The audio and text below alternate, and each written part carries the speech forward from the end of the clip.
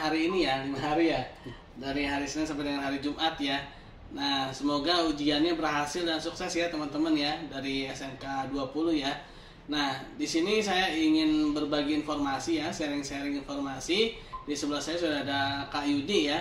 Nah, di sini Kak Yudi akan berbagi informasi apa sih yang harus dilakukan setelah ujian. Nah, mungkin saya ingin memperkenalkan dulu nih Kak Yudi. Kak Yudi, boleh silakan. Ya, baik. Bismillahirrahmanirrahim. Assalamualaikum warahmatullahi wabarakatuh, teman-teman semuanya di SMK Negeri 20 ya. Dan mungkin nanti video bisa di-share ke teman-teman semuanya dari berbagai SMA, SMK, MA ya, se-DKI Jakarta atau seluruh Indonesia ya. Jadi Pak Hasbi, sebelumnya perkenalkan dulu saya buat teman-teman semuanya. Nama saya Kak Yudi Santoso. S1-nya alhamdulillah di Malang, S2-nya di Jakarta, sehingga bisa berjumpa, berkenalan dengan Pak Hasbi. Dan sama-sama kita di Institut Setiami, sama-sama dosen muda dan sebagai academic consultant ya. Jadi apabila teman-teman mau diskusi seputar beasiswa, kemudian bingung setelah lulus mau kuliah ambil jurusan apa, nah boleh juga nanti bisa chat nomor Kak Yudi, ada WA-nya, nanti mungkin bisa di-share oleh Pak Hasbi. Langsung saja Pak Hasbi ya. Silakan. Mungkin kalau teman-teman setelah ujian, setelah lulus gitu ya, setelah itu meninggalkan sekolah, rata-rata teman-teman biasanya tuh Pak Hasbi itu ada 5K. Apa itu? 5K. Jadi 5K ini kayak yang pertama yaitu kerja. Apalagi SMK ya. SMK itu kan biasanya mindsetnya pengen cepet-cepet kerja gitu ya. Kemudian yang kedua biasanya kuliah. Nah, yang ketiga kawin atau nikah. Lulus nggak lulus kawin. Mungkin udah dapat jodoh atau dijodohin gitu ya sama juragan domba. Kemudian yang keempat kursus biasanya. Nah, yang keempat ini jangan sampai nih kagak ngapa-ngapain. Nah, seru nih kayaknya. Perlu kita bahas Pak Hasbi satu-satu? Boleh, silakan. Oke, jadi yang pertama, teman-teman biasanya ketika lulus meninggalkan sekolah yang terbesit di pikirannya yang pertama biasanya kerja.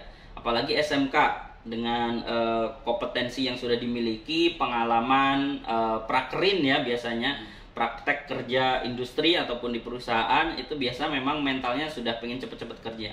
Tapi teman-teman ketika teman-teman memutuskan untuk lulus langsung masuk ke dunia kerja, biasanya ya karena masih fresh graduate, kemudian pengalaman, skill, kompetensinya masih belum terlalu matang betul, biasanya itu ya gajinya masih UMR ataupun beberapa tempat malah di bawah UMR. Karena biasanya seperti itu Pak Hasbi ya. Apalagi fresh graduate. Kemudian pengalamannya biasanya belum ada gitu kan. Walaupun sudah prakerin, biasanya pengalaman-pengalaman yang sudah ahli biasanya masih belum matang gitu. Sehingga teman-teman ketika lulus apakah bisa kerja? Jawabannya bisa. Tapi apakah bisa bekerja dengan gaji yang memuaskan? Nah, ini belum. Nah, makanya teman-teman pentingnya kalau saran Kak Yudi boleh lulus langsung kerja. Apakah bisa? Bisa ya. Part time apapun, jangan pilih-pilih dulu ya kalau pekerjaan karena masih fresh graduate. Barulah di situ teman-teman nanti bisa kerja sambil kuliah Pak Hasbi. Nah, di situ teman-teman bisa meningkatkan skill dan kompetensinya di kerja dan sebagai praktisi, dan juga meningkatkan pendidikannya melalui kuliah. Itu yang pertama, yaitu kerja. Kemudian yang kedua, kuliah. Nah, kuliah ini menarik ya, karena menurut saya sendiri, menurut Kak Yudi, teman-teman ya, pendidikan itu sangat penting ya. Kalau teman-teman pernah baca bukunya Pak Khairul Tanjung, Pak Hasbi pernah ya di perpustakaan mungkin ada yang Anak Singkong, Khairul Tanjung Anak Singkong, begitu mega bestseller saat itu. Saya pun pernah beli, ngantri di Gramedia, dan di situ yang paling saya terkesan kata-kata Pak Khairul Tanjung, yaitu pendidikan adalah salah satu cara untuk merubah masa depan. Nah, jadi mungkin Pak Hasbi pun semangat sekarang sudah mau S3 ya kan. Nah, mungkin salah satunya itu ingin merubah kehidupan.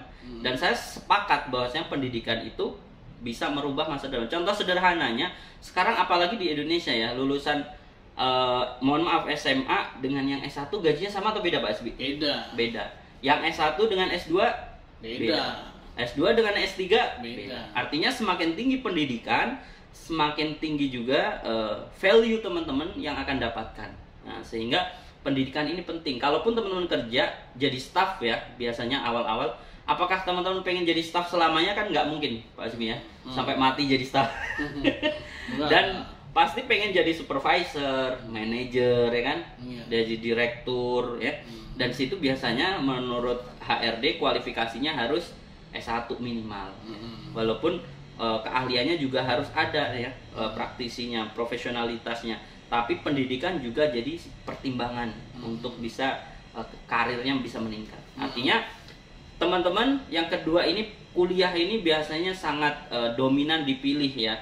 Karena ketika teman-teman nanti lulus 100% dari SMKN 20 Jakarta ya misalnya, nanti sekolah lain juga banyak yang lulus. Udah baru Jakarta. Belum lagi Jawa Tengah, Jawa Timur, 34 provinsi di Indonesia. Bayangkan, sedangkan perusahaan-perusahaan yang membuka lowongan pekerjaan itu terbatas. Kebayang nggak berapa peluangnya untuk bisa masuk? Makanya setiap ada job fair, ada pameran-pameran seperti itu kan bejibun ya. Nah, bahkan ada yang seleksi penerimaan karyawannya itu di stadion Pak sih, pernah beritanya ya. Jadi bukan nonton bola, ternyata seleksi masuk ke perusahaan. Jadi kompetitornya sangat banyak. Nah, ini artinya teman-teman harus meningkatkan value, skill, kompetensinya. Kalau hanya sekedar, mohon maaf, hanya ijazah SMA, SMK itu sudah banyak gitu. Artinya harus ada uniqueness, ada unique value yang teman-teman harus punya, salah satunya dengan pendidikan. Makanya penting kita setelah lulus memilih kuliah. Mungkin sebelum kita membahas kuliah lebih dalam, kita skip dulu untuk yang ketiga dulu mungkin Pak Asi, supaya nanti mengerucut pendidikan ini sangat penting. Apabila nanti teman-teman yang ketiga tadi setelah lulus misalnya mau langsung nikah atau mungkin kawin ya, karena 5K yang ketiganya kawin atau nikah. Jadi boleh saja menikah muda, tapi jangan hanya yang dibayangkan yang indah-indah Pak Asbi ya. Mungkin dikiranya menikah itu indah gitu ya, bisa ada yang nemenin bangun tidur, ada yang dilihat gitu ya. Tapi ternyata proses untuk itu ada, namanya pre-wedding. Kalau bikin pesta perlu catering. Kira-kira butuh duit atau cukup pakai daun Pak Aswi? Kalau kayaknya daun udah nggak bisa ya. Nggak bisa. Jadi artinya teman-teman harus mempersiapkan gitu untuk itu. Minimal saja ya kalau sekarang at least 50 juta lah ya untuk yang sederhana. Sedangkan teman-teman tabungannya sudah berapa? 20.000 Kak Yudi. Wah, baru cukup beli nasi padang satu bungkus. Gimana untuk ngasih tamu undangan? Khusus KUA aja. Belum lagi bayar KUA-nya. Kalau diundang datang ke rumah itu bayar. Kalau ke nikahnya di KUA gratis. Nah, cuma kan untuk resepsi minimal harus ada makan-makan ya. Sehingga teman-teman kalau langsung menikah rasa-rasanya kok kurang pas begitu ya. Kurang bijak, kurang wise. Apalagi mungkin orang tua kalian ingin melihat teman-teman sukses dulu, berkarir dulu, berpenghasilan sehingga setiap bulan bisa memberi kepada orang tua. Kan biasanya harapan orang tua kebanyakan seperti itu Pak Asmi. Iya, nah artinya nikah belum jadi pilihan yang menurut kita semuanya kurang bijak. Ya boleh lah nanti kalau sudah 23, 25 gitu ya kalau cowok. Pak Asmi nikah umur berapa? Saya 27. 27, wah ini agak mundur ya persiapannya. Nah jadi supaya matang dulu karirnya mungkin ya. Jadi kalau rata-rata idealnya kalau cowok ya 25 ke atas lah ya. Maksudnya 27, 26, 25. Kalau cewek ya biasanya dia matang-matangnya itu ya di umur 23, 24, 25 seperti itu. Kemudian yang keempat tadi kursus ya. Kalau setelah lulus ujian sekolah, meninggalkan sekolah, ada masa transisi kalau mau kuliah, biasanya mengisi waktunya kursus. Ternyata teman-teman kursus ini nggak gratis, harus berbayar ya kan. Toh juga ketika masuk dunia kerja, ternyata sertifikat kursus ini tidak jadi prioritas pilihan dari HRD Pak Hasbi. Artinya boleh, tapi persentasenya kecil. Nah, sehingga teman-teman boleh, tapi jangan jadikan itu sebagai prioritas utama. Kemudian yang terakhir, kagak ngapa-ngapain. Nah, ini jangan sampai terjadi ya.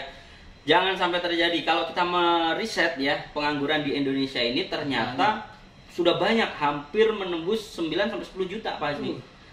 Nah, itu pengangguran yang ada di Indonesia. Dan ternyata yang mendominasi itu lulusan SMA SMK. Kalau menurut Badan Pusat Statistik, nanti bisa dicek teman-teman ya, BPS.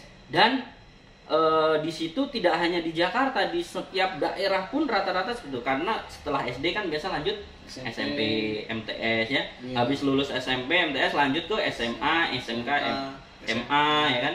Tapi setelah lulus SMA, SMK, kebanyakan mereka disitulah menentukan pilihan hidup ya kan. Bayangkan kalau lulus 100%, 34 provinsi, itu mencetak berapa angka pengangguran baru itu. Kalau tidak memiliki keputusan yang tepat, jangan sampai teman-teman ya menambah angka pengangguran itu ya kan.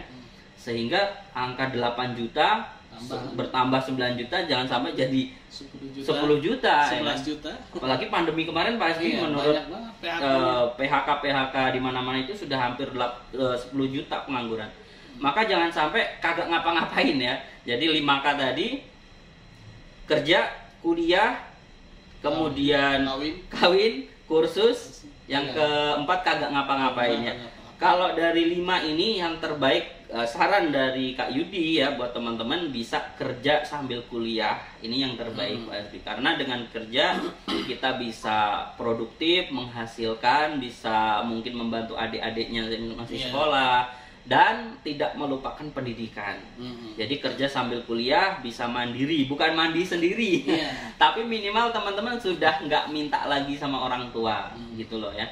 Mah, nggak usah ngasih adik uang jajan lagi, transfer aja.